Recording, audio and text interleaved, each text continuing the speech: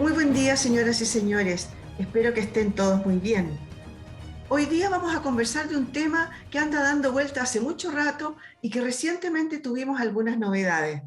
El Senado acaba de despachar y mandar a la Cámara de Diputados la reforma al Código de Aguas. Mucho hemos hablado de las peloteras que se han armado por el tema del agua. Hoy día es un bien escaso. El recurso hídrico está cada vez más ausente de nuestro país. Vamos a conversar sobre este tema y en qué nos atañe a cada uno de nosotros con don Diego Rivera. Él es investigador del Centro de Investigación, Sustentabilidad y Gestión Estratégica de la UDD. ¿Cómo estás? Buen día. Qué bueno que nos recibiste. Una vez más te tenemos acá. Hola, ¿qué tal? ¿Cómo están? No, muy bien, muy bien. Un poco preocupado por la situación actual de sequía, pero bien. Sí, pues en realidad el tema se había hablado que ojalá pudiera en agosto revertir esta situación, perdón, en julio, ¿no? Revertir esta situación, pero en julio no pasó nada, tenemos una sequía terrible, estamos, si no hubiera sido por las lluvias grandes de enero, no habríamos tenido nada, ¿o sí? ¿Cómo lo ves tú? ¿Está demasiado caótico el tema? O sea, claramente estamos en una situación crítica. La cantidad de agua que ha caído eh, es bien compleja. Hasta hoy han caído alrededor de 80 milímetros. O sea, eso quiere decir que en un metro cuadrado caen 80 litros, o han caído 80 litros. Y el normal que uno esperaría está alrededor de los 200 milímetros. O sea, tenemos un déficit de un 66%, lo que es altísimo. Y de esos 80 milímetros que han caído, 40 cayeron durante esta tormenta de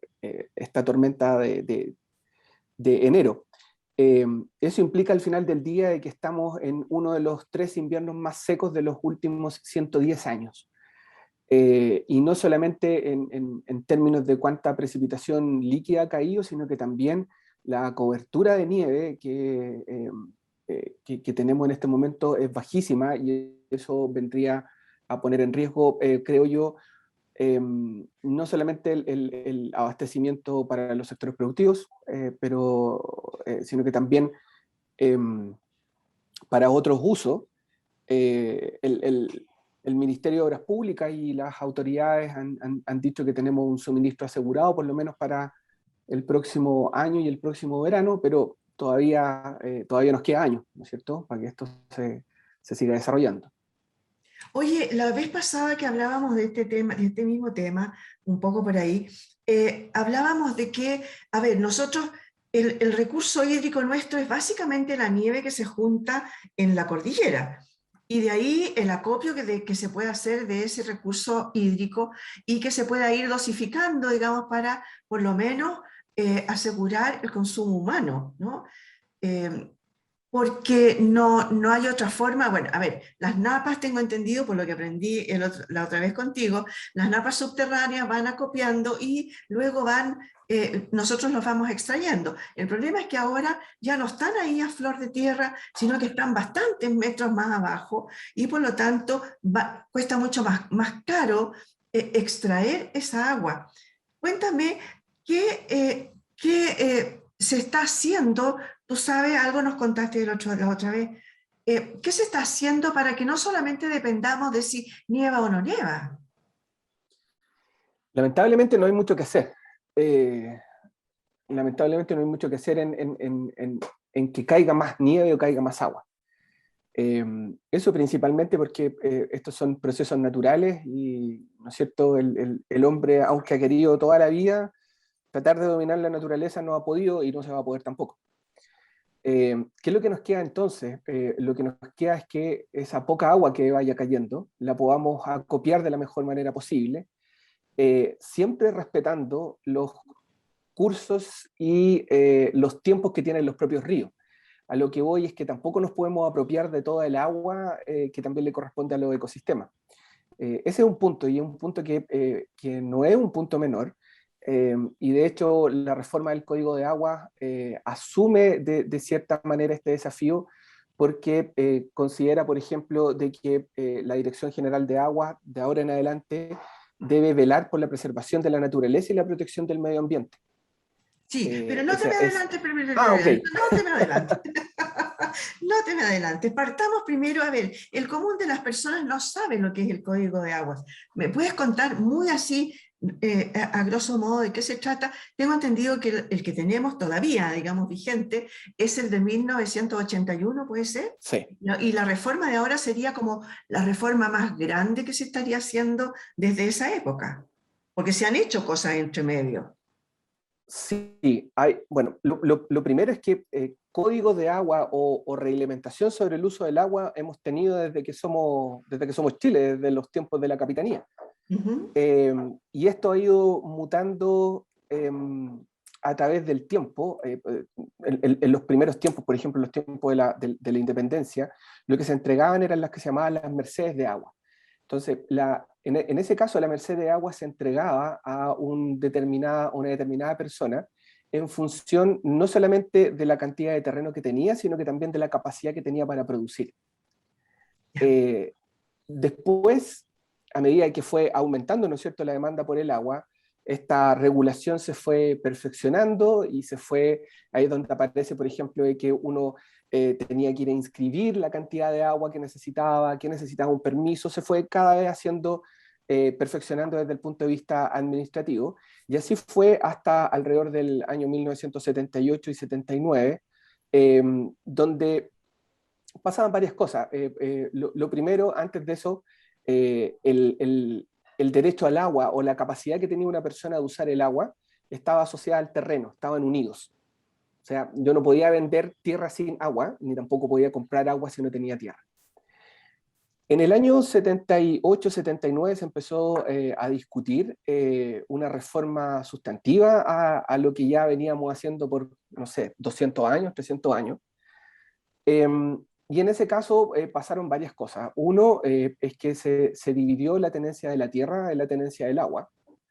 Lo segundo es que se declaraba el agua como un bien natural un bien nacional, perdón, de uso público. O sea, eso quiere decir que todos somos dueños del agua, Ujú. pero se establece un permiso o un derecho de aprovechamiento.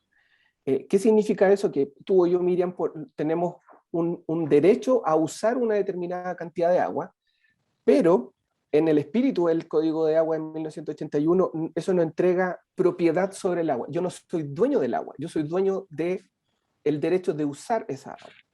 Sin embargo, en la práctica eso es un poco diferente, porque si yo tengo el derecho, ¿no es cierto?, de usarlo, es como si fuera dueño de esa propia agua.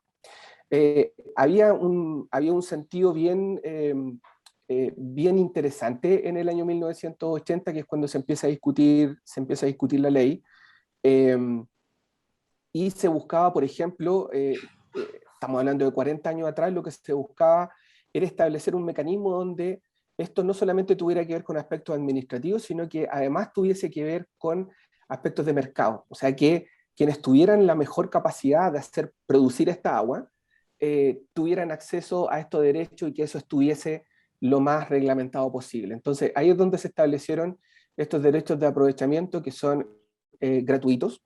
O sea, yo no tengo que pagarle al Estado por recibir un derecho de agua.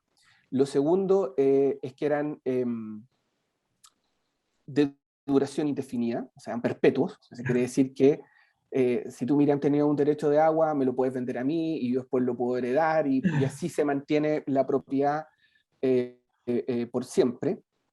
Y además tiene una característica jurídica que tiene que ver con que son un bien transable. Entonces, yo podría no tener tierra, podría tener derechos de agua, pero podría vendértelos, podrían ser transables. De hecho, podría colocar mis derechos de agua incluso como una hipoteca, ponte tú, para comprar algún Ah, otro bien. ya, Eh, perfecto. pero de nuevo, sigue siendo el derecho de aprovechar el agua. Sí, No claro. soy el dueño Pero del agua. pero en la realidad, como dices tú, del texto al hecho, en realidad si yo estoy aprovechando el agua, al final termino siendo dueña del agua, ¿no? Exactamente. Más todavía si puedo vender los derechos, transarlos, arrendarlos, no sé, como dices tú, usarlos como un mecanismo de cambio, ¿no? Eso, claro, eso produjo un cambio importantísimo en cómo gestionábamos las aguas desde ese momento hasta ahora.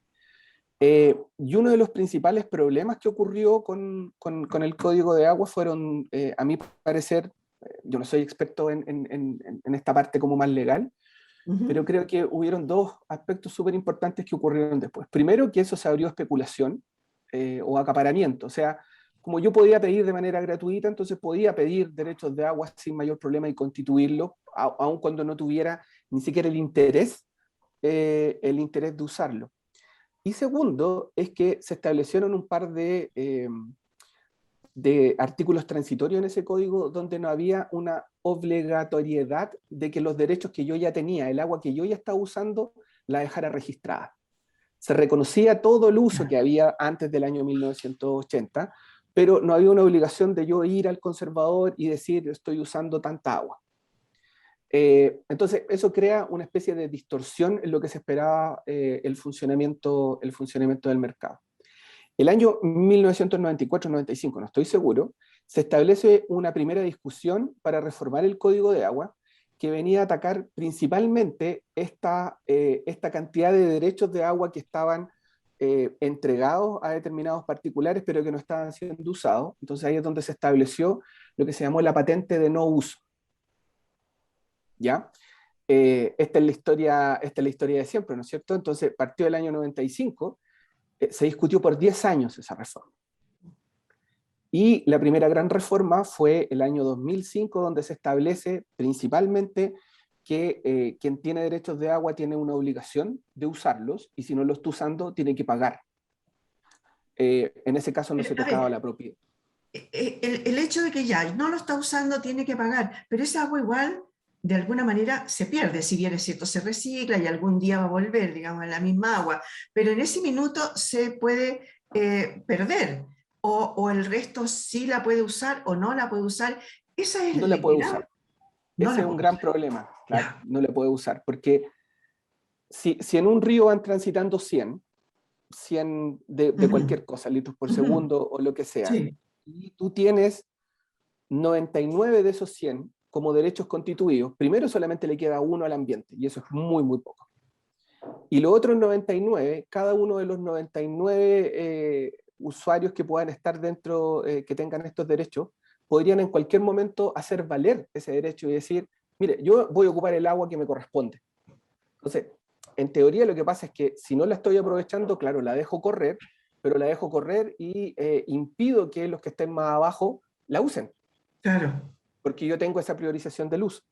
Ya, perfecto. Oye, tú me has dicho varias veces que con respecto de la reforma que viene ahora, a ver, para entender, en la parte, en el Código de Agua del 1980, más estas reformas que se hicieron en el 94, 95, dices tú más o menos por ahí, se establecía entonces que el agua sí, era un bien de derecho público, era un bien nacional en buenas cuentas, no de todos, y se establecían ciertas normas para el aprovechamiento y el uso, pero no se tomaba en cuenta el uso del medio ambiente, como has dicho tú ya en dos ocasiones. Sí. Cuéntame entonces de qué se tratan las reformas que están ahora, que ya están listas, digamos.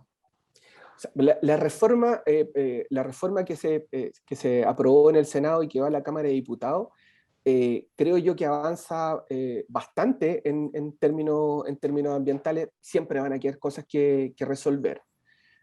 Lo primero que hace es que se refuerza este carácter de bien público, Ujú. y se fortalece también que el dominio y el uso del agua es de todos y todas los chilenos. ¿De acuerdo? Lo segundo es que otorga un carácter de bien público al resguardo al consumo humano y al saneamiento. Y hasta ahí nosotros estamos más o menos bien porque decimos, chuta, qué bueno, porque hay una cuestión de consumo humano que se va a priorizar. Pero Claro. además agrega que se tiene que preservar los ecosistemas, o sea, ya le estamos dando más importancia a los ecosistemas en el uso de los recursos Ujú. hídricos, y también lo que busca es que el agua no solamente tenga que ver con que esté corriendo, sino que tenga disponibilidad para ser usada. Eh, Perfecto. Así que yo creo que ese es un tremendo avance. Hay otros elementos de conservación de los recursos hídricos que son interesantes, como por ejemplo que se prohíbe constituir derechos de agua en glaciares, que también se protege las aguas existentes en territorios indígenas para beneficio de las propias comunidades. También se permite que el Estado pueda constituir lo que se llaman reservas de agua disponible. O sea, ya el Estado, pues antes pasaba una cuestión muy loca. Si las municipalidades iban y pedían derechos de agua, no los ocupaban, pero pedían esos derechos de agua con un sentido de conservación. Entonces decían, yo quiero tomar estos derechos, pero no los voy a ocupar porque quiero que el río mantenga ciertas condiciones. Pero después el Estado le cobraba a las propias municipalidades, ¿no es cierto? Le decía, pero si usted pidió derecho y no lo está ocupando, tiene que pagar de vuelta, aun cuando había una función de conservación, y ahora en este momento el Estado tendría esa posibilidad. Sí, yo creo que Pero yo quería preguntarte justamente sobre eso, que dice que el Estado debe constituir reservas para subsistencia y preservación. ¿Qué implicaría eso para mí, Miriam Contreras, que tiene que abrir una llave y quiere sacar un vaso de agua? mucho, pero la vuelta es larga. Ahí es Ya, donde está el pero. ya. Mucho porque lo que hemos aprendido durante estos tiempos de sequía y lo que hemos aprendido durante esta mayor exposición de los problemas de cambio climático es que nuestra mejor defensa frente a los cambios que generamos sobre el ecosistema es preservar los ecosistemas. Y los ecosistemas necesitan agua. En otras palabras, es como, hay una forma de verlo, es como si viéramos la cuenca como si fuera un organismo, entonces necesita condiciones para que se mantenga sano. Y lo que hemos aprendido es que un ecosistema sano también implica un mejor abastecimiento de agua para las comunidades. Entonces puede que en el corto plazo yo no vea mayores cambios, pero en 15 años más, 20 años más, vamos a ver que esas áreas, esos ecosistemas que conservamos, nos van a dar la mano de vuelta a partir de agua de mejor calidad, mejor almacenamiento, mejor capacidad de captura de carbono, mejor capacidad de adaptación. Entonces, es muy, muy importante, pero claro, como la vuelta es larga, uno no tiende a tomarle la importancia. Perfecto. Oye, tú nombraste recién y diste un ejemplo de las municipalidades. Yo quisiera que me contaras un poquito cuál es el rol ahora que cumplirían las municipios y la gestión de los recursos, porque como dices tú, ellos pueden a lo mejor comprar los derechos. Ah, otra cosa, ¿esos derechos ahora dejan de ser heredables y para siempre? No, no, ¿No? porque esto siempre es siempre desde que se comienza la ley hacia adelante. Lo que sí o sea, se establecen dos cosas. Los nuevos derechos que se puedan constituir ahora se establecen como lo que se llaman concesiones. ¿Y esas ¿Qué concesiones van a significa? ser transitorias? ¿Van a ser como por un tiempo Claro, determinado? Pero las claro, que ya se dieron, ya se dieron. ya están ahí, ya Ah, están ahí. Lo que sí hace, lo que sí hace esta reforma es decirle que las personas que ya tenían derechos constituidos tienen que hacer un proceso administrativo que se llama perfeccionamiento y regularización, de tal manera que todo quede inscrito. Y ahí viene un poco, porque este siempre va a ser un juego, ¿no es cierto?, de zanahoria y garrote. Entonces, yo les estoy diciendo, usted tiene que inscribir sus derechos, porque si no, bueno, si no lo inscribe significa que no lo está usando, entonces podrían extinguirse por no uso o bien caducarse porque no están cumpliendo ciertas condiciones. Entonces, ahí está un poco el incentivo para las personas que ya tienen derechos de agua, vayan a hacer este trámite administrativo porque al final lo que interpreto yo que quiere el Estado es conocer la cantidad real de personas que están usando y la cantidad real de agua que se está usando, de tal manera de tener una mejor planificación. Ahora, los nuevos, estos nuevos derechos van a tener un estándar mucho más alto, porque esta concesión temporal es lo mismo que las concesiones de las carreteras y todo lo demás, es por un ujú, tiempo determinado, y si yo quiero renovar esa concesión, tengo que haber cumplido con determinados requisitos. claro. Oye, y el tema de las municipalidades, eso nos faltó. El tema de los municipios y la gestión de los recursos. ¿Qué tienen que ver las municipalidades en esto? ¿Cómo lo hacen ellos? Eh, yo no soy un especialista en administración municipal, pero sí tenemos que tener en cuenta que las municipalidades tienen una ventaja súper importante porque son los gobiernos locales. O sea, son Claro, los que mejores conocen el territorio. Hay varias propuestas de mejoramiento de esta propia institucionalidad que tratan de darle la mayor cantidad de atribuciones a estas, es una palabra que suena rara y que yo creo que muchos hemos escuchado, que es una gobernanza local. O sea, una gobernanza es una forma en la que nos ponemos de acuerdo, ¿no? Y cómo gestionamos las cosas dentro de un determinado lugar. En nuestra casa cada uno tiene una propia gobernanza, cada familia tiene obvio. una propia gobernanza. Entonces, como lo que estamos esperando ahora es que lo local tenga mayor importancia, ahí es donde las municipalidades van a tener un tremendo trabajo en poder coordinar esfuerzos, y esos esfuerzos van desde proyectos de saneamiento, proyectos de mejora en infraestructura, proyectos de mejora en eficiencia. Hay municipalidades que están implementando lo que llaman gerencias de agua. Te fijas, o sea, son funcionarios de las municipalidades que su principal tarea va a ser coordinar los esfuerzos con los gobiernos, con otros gobiernos locales y con el gobierno central en la mejor gestión del agua. Oye, respecto del tema del cambio climático y de estas cosas insólitas, como por ejemplo se dio un anegamiento en los Emiratos Árabes, en una parte que es absolutamente desierto, y sin embargo hubo unos, no sé si aluviones, pero hubo partes que se anegaron. Cuéntame con respecto de esto, si nosotros seguimos en estas sequías tan grandes como ahora, en que ya nos hemos ido incluso tomando las reservas, ¿no? La reserva de agua que queda es muy poca, dicen que está cubierto la parte humana, pero no sabemos si el resto. Eh, Cuéntame, ¿cuáles serían las soluciones para esto? Porque no podemos estar todo el tiempo, a ver, esperando que el anticiclón del Pacífico se corra más para el norte para que deje entrar los frentes de mal tiempo y empiece a llover en la parte centro del país. ¿Qué soluciones se ven a largo, corto, mediano plazo? Eh, yo creo, y esta es una opinión muy personal, no tengo, es algo que me gustaría empezar a estudiar con mayor detalle, pero yo creo que se ha producido una cierta, eh, no sé si confusión, digamos que una cierta divergencia de opiniones respecto a qué es lo que tenemos que hacer nosotros como ciudadanos. Creo yo que si nosotros reducimos que el consumo humano entre un 5 y un 6% del agua en Chile, y el resto está entre agricultura, minería y otros más. Entonces, si nosotros decimos, pero bueno, si nosotros somos un 5% nomás, ¿no es cierto? No vamos a hacer la diferencia. Yo creo lo contrario, yo creo que podemos hacer la diferencia, y podemos hacer la diferencia en tres flancos. Uno, ahorrando agua. Entonces, ser un poquito más generosos, porque si hoy día iba a regar el pasto y no lo riego, ¿te fijáis? Uno dice, pero bueno, pero esa agua corrió, pero es muy posible que esa agua la ocupe otro que sí la necesitaba agua abajo. Entonces, tenemos que ser mucho más generosos y gastar menos agua, no queda otra.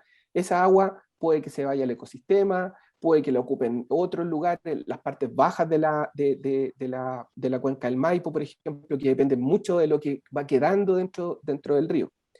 Lo segundo, nuestros patrones de consumo. Tendemos mucho a echarle la culpa a las empresas. Entonces, hay un ejemplo que puede ser bien clarificador. Uno le echa la culpa a las empresas que producen bebidas gaseosas azucaradas. Entonces le dice, es que ellos tienen la culpa que los niños estén obesos.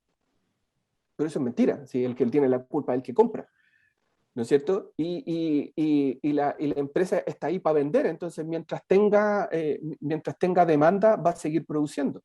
¿Cuál sería entonces la acción que uno debería tomar? En consumir productos que tengan una menor huella de agua, en consumir productos incluso preferir empresas que tengan planes que favorezcan la conservación. Entonces, así es donde vamos colocando presión, porque oferta y demanda, así como lo vemos, siempre van unidos, y por lo tanto tenemos que estar conscientes de que lo que hacemos va a tener un efecto. No podemos, o sea, de nuevo, no podemos echarle la culpa a la empresa tanto de bebidas gaseosas aseguradas de que yo tomé mucha bebida al almuerzo. Claro. Oye, tú dijiste que eran tres, vamos en dos. La educación. Ya.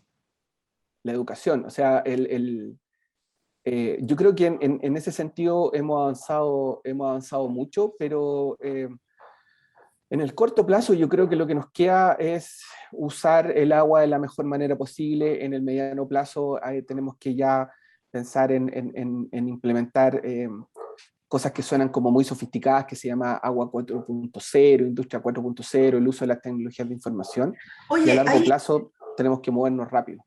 eso me interesa si tú nos puedes decir más o menos brevemente el tema de las empresas. Las empresas que más gastan agua en este país parece ser que son por el lado de las mineras, ¿no?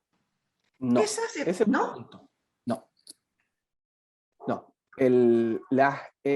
Lo que sucede ahí es una cosa un poco... En realidad a lo que quiero ir es, a ver, las empresas hoy día están obligadas a hacer un tratamiento de agua, de las aguas que usan para volver a ser usadas. No, mira, en, en el, No. en el caso, en el caso de Chile, estoy leyendo aquí información oficial, Ujú. la minería ocupa alrededor de un 4% del agua. O sea, Ah, de es 100 litros poco. ocupan 4. Sí. Ya, ¿Qué es lo que pasa? Que están ubicadas en zonas donde es escasa. Entonces, claro. ocupo poco en términos totales, pero como estoy en una zona escasa, pareciera que Obvio, estoy ocupando mucho. claro. Y la minería tiene unas tasas de reciclaje altísimas, estamos hablando del 75%, o sea que ellos ocupan muy poca nueva agua, siempre están reaprovechando esa agua, Ya. ocupando agua desalada, en algunos casos incluso se utiliza agua de mar directamente dentro de los procesos.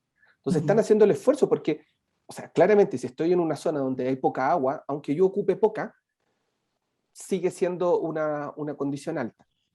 Eh, Luego, la industria en total ocupa aproximadamente un 10%, la población entre urbana y rural un 10%, y la producción agrícola y la producción pecuaria ocupa alrededor de un 70-75% del agua en Chile. Entonces, la agricultura es uno de los principales consumidores de agua.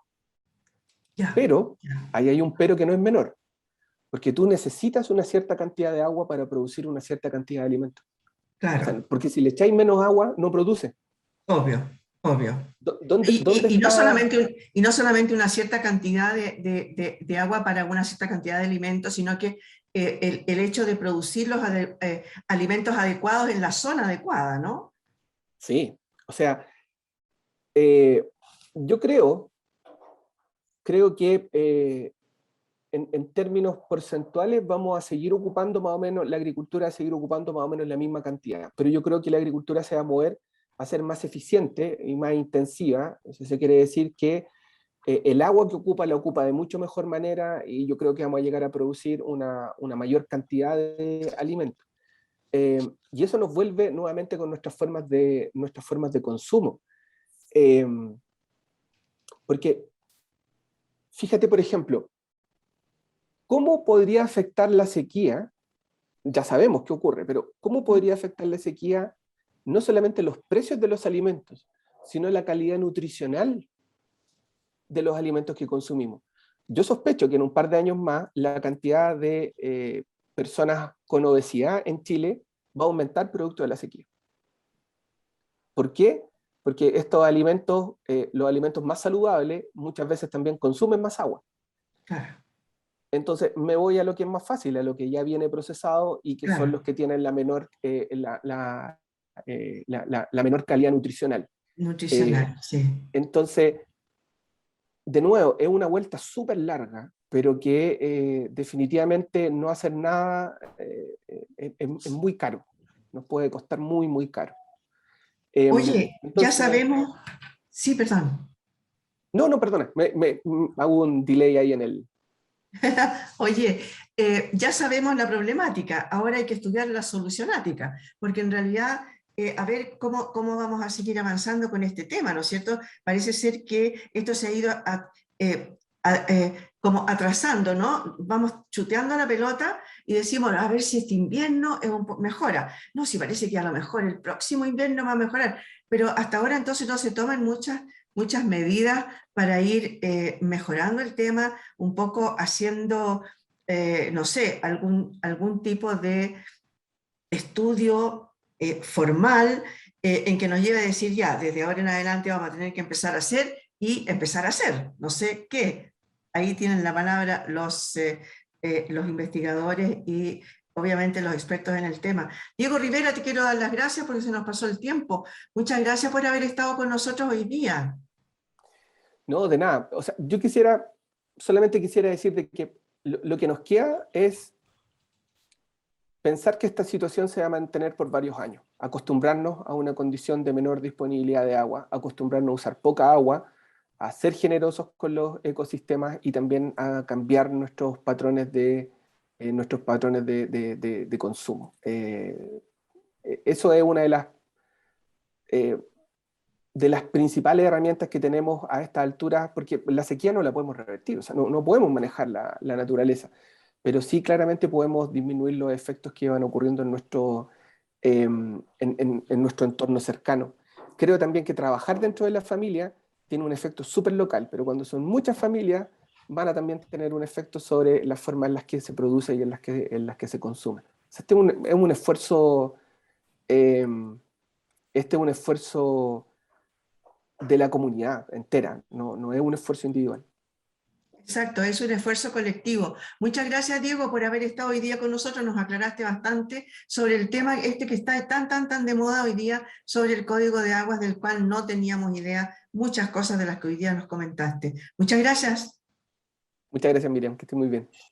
Muchas gracias a ustedes también, señoras y señores. Esto fue En Tiempos de Coronavirus. Chile se está secando. Y no solo Chile. Lo mismo pasa en Australia, España, California. Lo mismo pasa en muchas partes del mundo. El mundo se seca. Nosotros nos estamos secando. Y no solamente un año de sequía. Hace muchos años que el agua disminuye. Porque Chile se seca.